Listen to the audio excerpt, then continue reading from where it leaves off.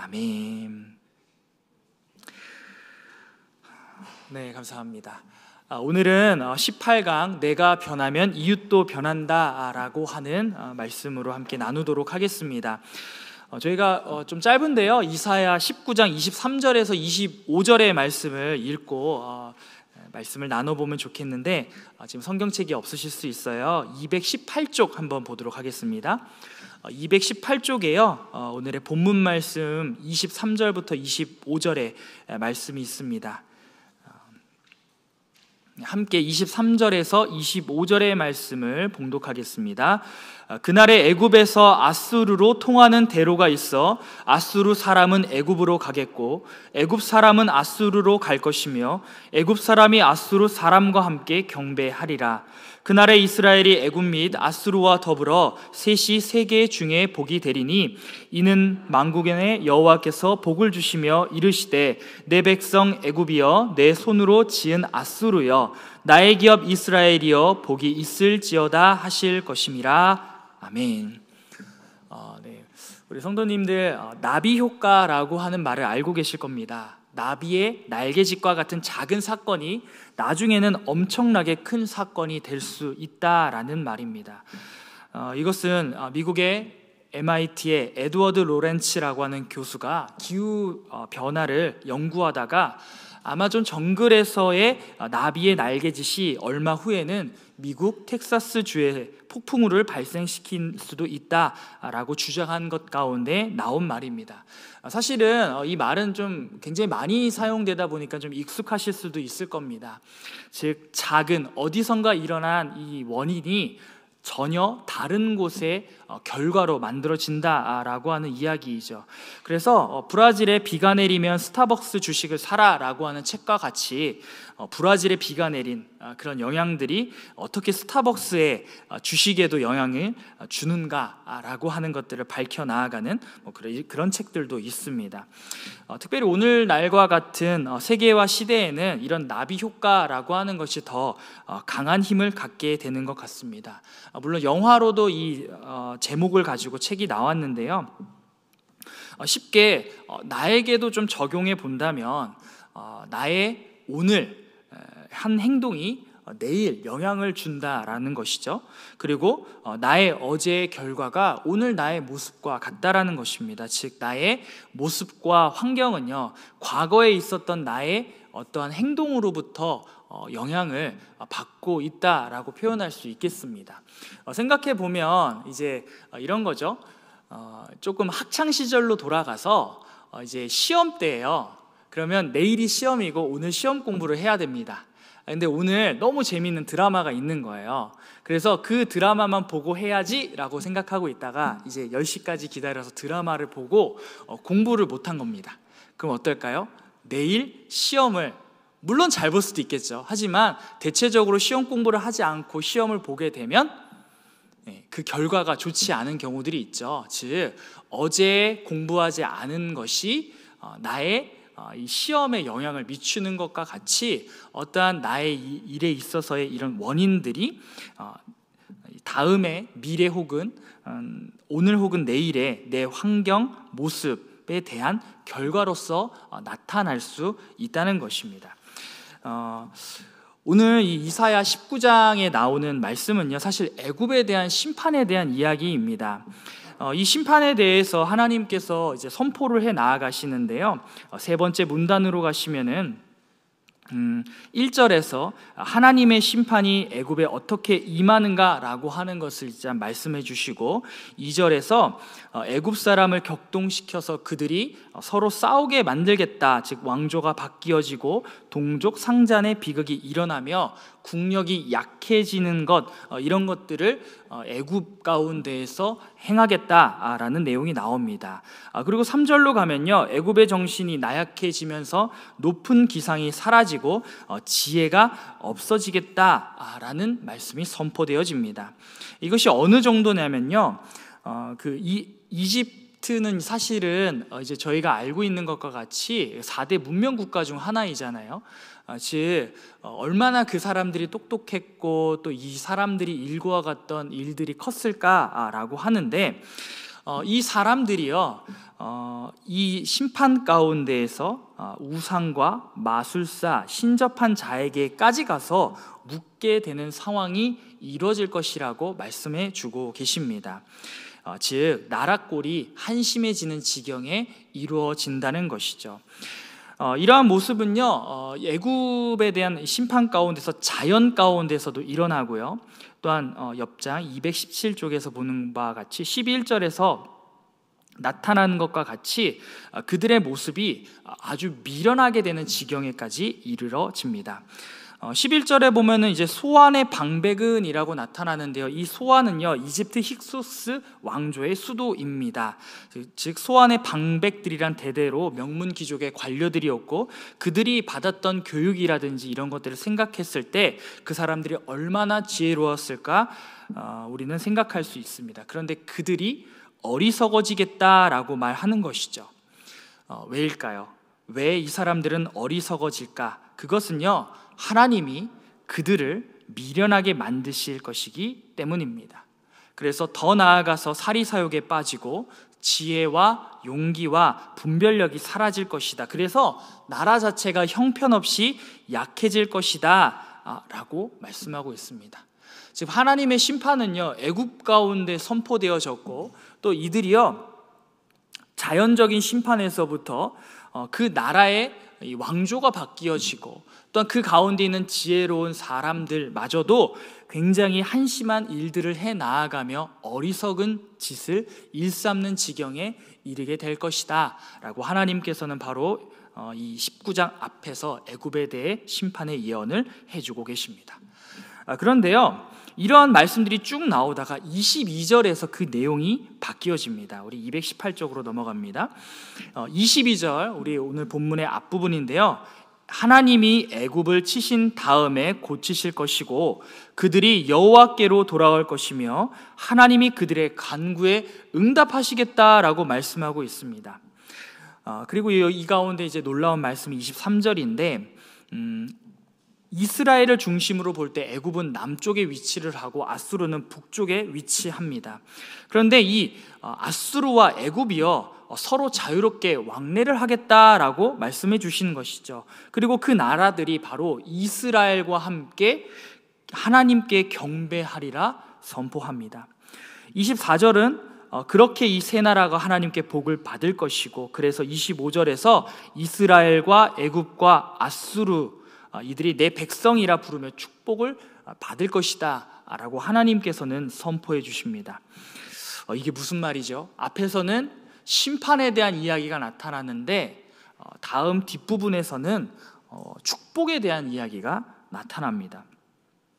애굽과 아수르는 대대로 이스라엘의 원수인데 어떻게 하나님께서 그들과 함께 하시고, 또한 그들이 하나님께 경배하고, 또한 하나님이 그들에게 복을 주신다.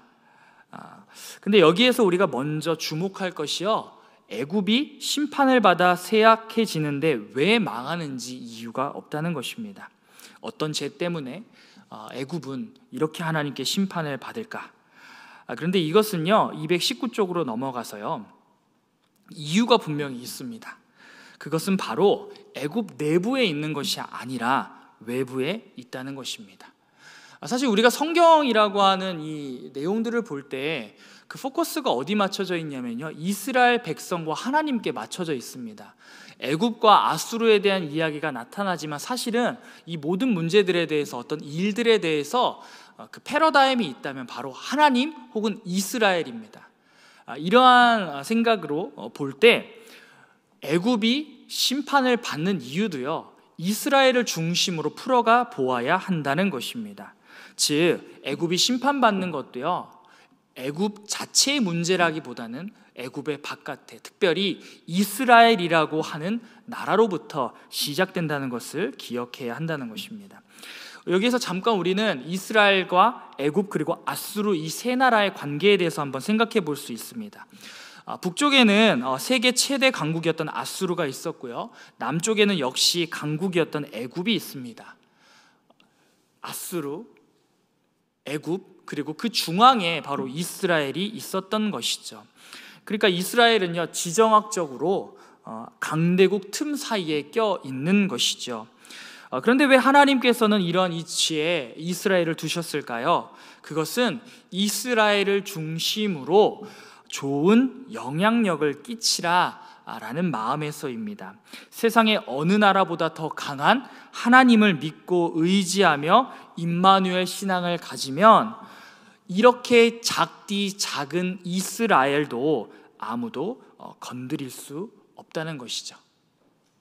즉 어찌 보면 이 지정학적으로 중요하다라고 하는 것은요, 사실은 언제든 이 강대국의 영향을 받을 수도 있다는 말입니다. 단편적인 예로 우리는 이제 대한민국에 살아가고 있는데 우리나라도 사실 이 이스라엘의 지정학적인 위치와 비슷합니다. 위쪽으로는 중국이 있고요.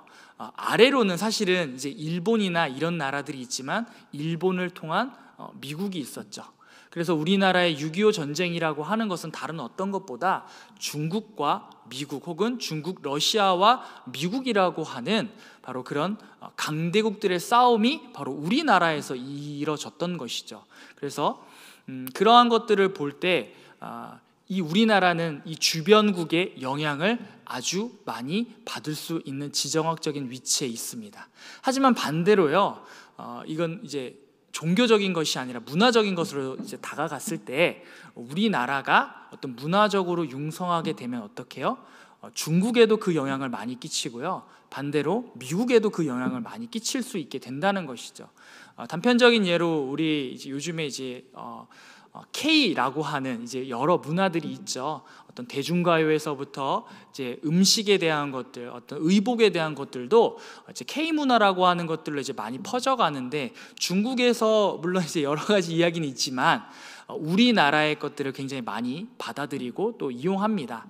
또 미국 역시도 이제 우리와 지리적으로는 멀리일 수 있지만 심정적으로는 가까운 위치에 있죠. 그래서 미국 역시도 우리나라의 여러 영향들을 받고 있는 것을 우리는 볼 수 있는 것과 같은 것입니다. 이것을 조금 다시 돌아와서 종교적으로 볼 때 이스라엘이 하나님을 잘 섬기고 그 중앙에서 어찌 보면 이 땅 따먹기의 한 아주 작은 파트일 수 있는데, 그 파트가 오히려 다른 나라들의 영향을 줄 수 있는 아주 중요한 위치 가운데 있다는 것을 우리는 볼 수 있다는 것입니다. 220쪽으로 넘어가서, 그러면 하나님이 이스라엘을 왜 선택하셨을까? 왜 많은 사람들 가운데 하나님의 백성으로 이스라엘을 선택하셨을까? 그리고 이러한 질문은 다시 우리에게 수많은 사람들 가운데 왜 하나님께서 나를 선택하셨는가에 대한 이제 질문으로까지 이어집니다. 여기에 대한 대답은요, 출애굽기 19장 6절입니다. 함께 220쪽에 있는 말씀을 읽도록 하겠습니다. 너희가 내게 대하여 제사장 나라가 되며 거룩한 백성이 되리라. 너는 이 말을 이스라엘 자손에게 전할지니라. 아멘. 두 단어입니다. 제사장 나라, 거룩한 백성이 되라. 하나님께서는 이스라엘에게 바로 이것을 원하셨던 것입니다. 지정학적인 위치에서 굉장히 고달프고 쉽지 않은 그 자리에 있을지언정 이 자리 가운데 제사장 나라로 또는 거룩한 백성으로 서 나아가고자 한다면 하나님께서는 그것을 이루어 나가시겠다는 것이죠. 이 말은 이스라엘이 먼저 하나님을 믿고 그것 때문에 이스라엘의 이웃이 하나님을 알게 되고 이스라엘이 받은 복을 그 이웃들도 함께 누리도록 역할을 하라라고 하는 말씀인 거죠. 즉 요약하자면 축복의 통로로서 이스라엘을 세우고자 하시는 하나님의 마음이 담겨져 있는 것입니다. 그런데요, 이 이스라엘이요, 하나님을 잘 믿지 않는 것입니다. 아니, 하나님을 잘 따르지 않은 것이죠. 하나님에 대해서 알고는 있지만 하나님의 말씀을 그토록 따르지 않은 것입니다. 사실 우리가요, 이 성경을 볼 때 여러 가지 이야기가 있지만 주된 맥락들을 한번 보는 거예요. 특별히 이제 오늘 말씀 구약이니까 구약을 보면요, 이제 앞에 율법서가 나오고요. 그리고 이제 역사서가 나오고 또 선지 예언서가 나오지요. 크게 세 가지로 나눴을 때 율법서라고 하는 것은 하나님의 창조에서부터 이 가나안 땅에 들어가기 전까지의 이 일련의 과정들이죠. 그래서 아브라함을 통하여서 하나님께서 약속하신 가나안 땅에 들어갔다가 또 이제 애굽으로 내려와서 살다가 모세를 통하여서 그 땅 직전까지 들어가게 되는 것, 느보산까지 가는 여정이 바로 율법서라면 여호수아에서부터 시작되는 이 내용들이 바로 그 약속의 땅을 차지해 나가는 과정입니다. 그런데 이 내용들을 보면요, 어때요? 하나님을 따랐다, 따르지 않았다, 이스라엘이 계속해서 반복합니다. 하나님을 직접적으로 대면하였던 그 시기에 이스라엘은요, 모세가 잠시 자리를 비웠을 때 우상을 만들죠. 그리고 하나님을 온전히 신뢰하지 못하는 모습들도 나타냅니다. 또한 이 이스라엘 왕국 시대로 넘어가서도요, 계속해서 하나님께서 이 예언서에 나오는 그 예언자들을 통하여서 어떤 말씀을 하셨을까? 쉽게 이거예요. 돌아오라, 돌아오라, 돌아오라 계속 말씀하시는 거예요. 왜요? 목이 굳어서 자신의 뜻을 따라 살아갔기에, 하나님 없이 살아가는 모습 때문에 두 마음을 가지고 하나님을 섬겼기 때문에 돌아오라 계속해서 말씀하셨습니다. 그래서 그러한 과정들 속에서요, 어떻게 해요? 애굽과 아수르라고 하는 나라도요, 이스라엘이 의지하였던 한 방편들이었다는 거예요. 뭐냐면 하나님을 의지함으로 애굽과 아수르의 선한 영향력을, 좋은 영향력을 끼쳐야 되는데 그들 역시도 복을 받을 수 있도록 이스라엘이 축복의 통로로서 서 나아갔어야 했는데, 이스라엘은 오히려 그 하나님께로부터 시작되는 그 능력들을 버리고 바로 주변에 있는 강대국들을 의지하고자 하였던 것이죠. 그래서 애굽을 찾아가고 아수르를 찾아가고, 하나님께서 그러지 말아라, 그럼에도 불구하고 오히려 애굽을 더 찾아가고 아수르를 의지하고자 하였던 모습들이 이스라엘에게 나타났다는 것입니다. 때문에요, 하나님께서는요, 어떻게 하셨냐면 20쪽 그 아랫부분인데, 이스라엘이 올바른 믿음을 가지고 하나님만 바라보게 하려고 애굽을 의지할 수 없게 만드셨다는 겁니다.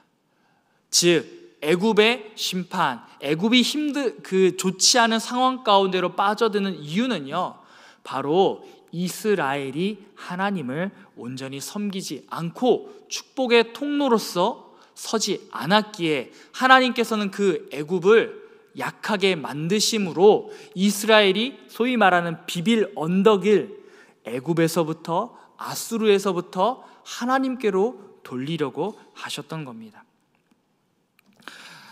여기에서 우리는요, 한 가지 영적인 원리를 알게 됩니다.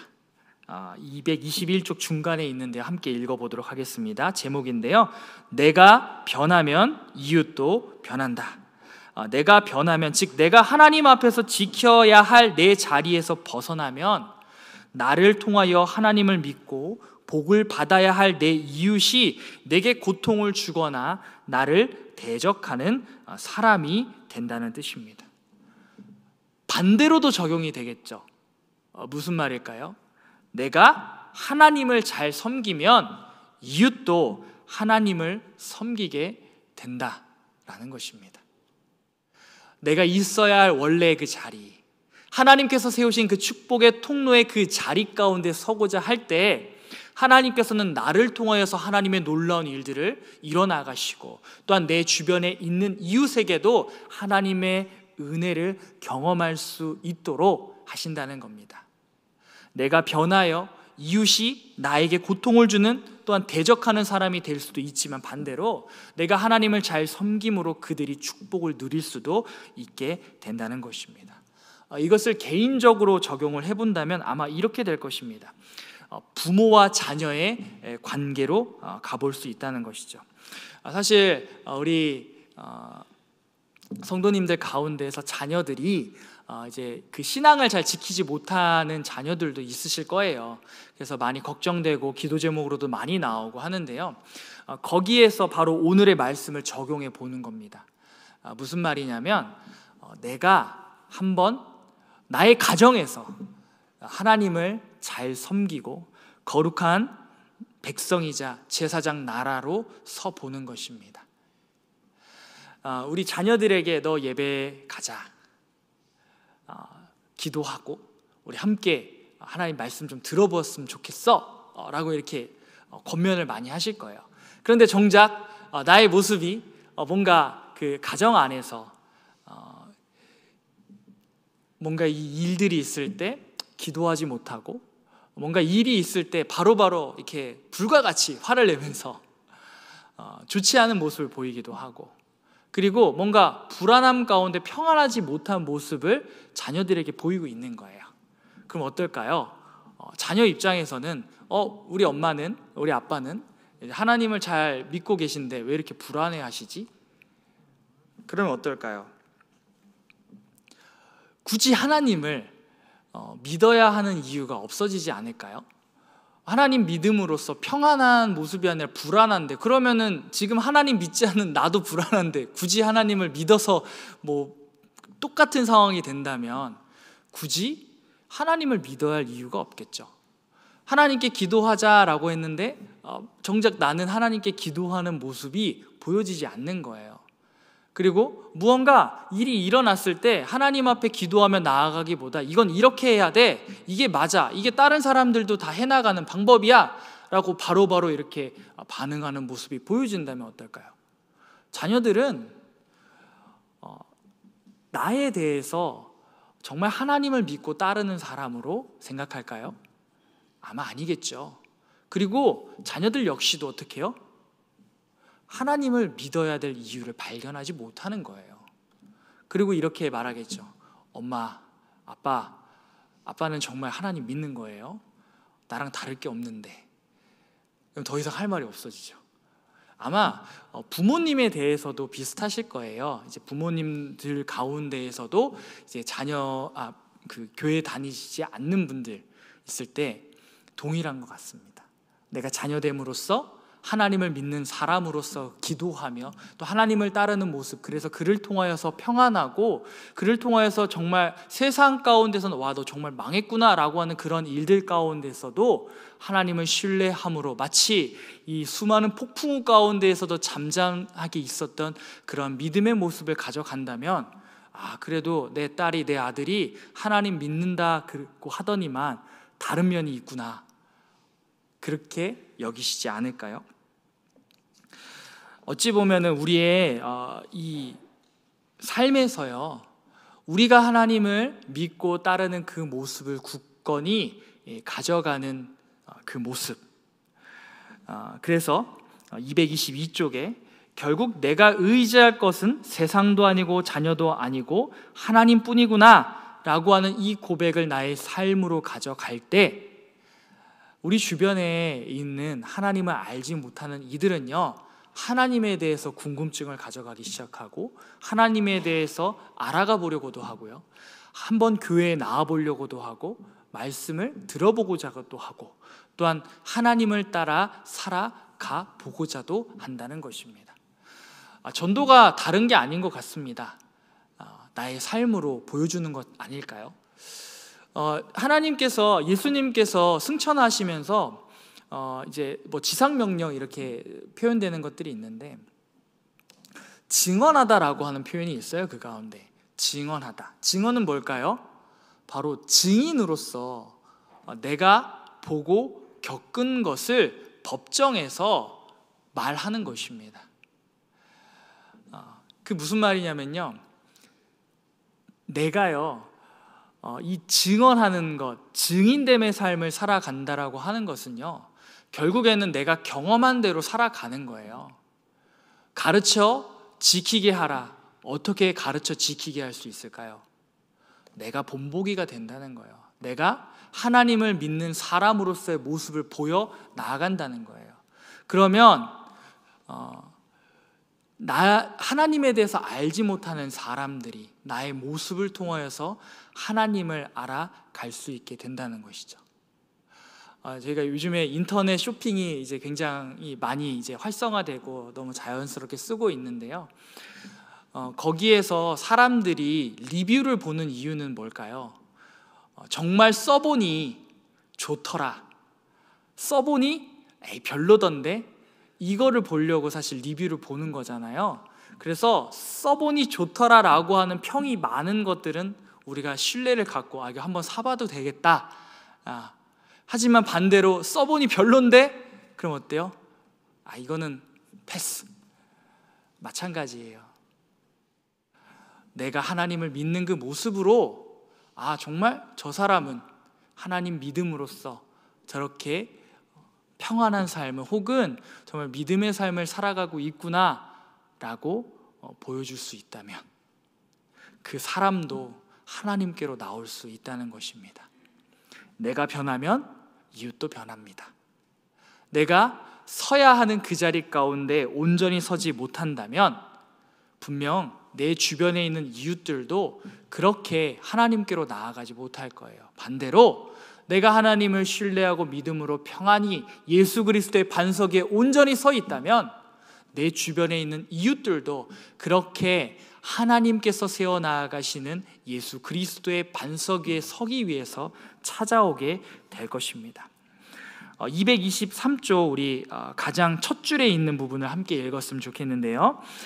함께 읽겠습니다. 하나님은 나를 통해서 내 이웃을, 내 주변에 있는 사람들을 구원하기 원하신다. 즉 복음은 관계의 트랙을 따른다. 복음은 나와 관계 있는 사람들에게 나를 통하여서 전달되는 것입니다. 그래서 예수님께서는요, 나를 세우시고 나를 믿으시고 승천하신 거예요. 이 땅 가운데 이미 경험한, 예수 그리스도를 경험한 나를 통하여서 그 경험을 정말 삶으로 살아감으로 보여주길 원하신다는 거예요.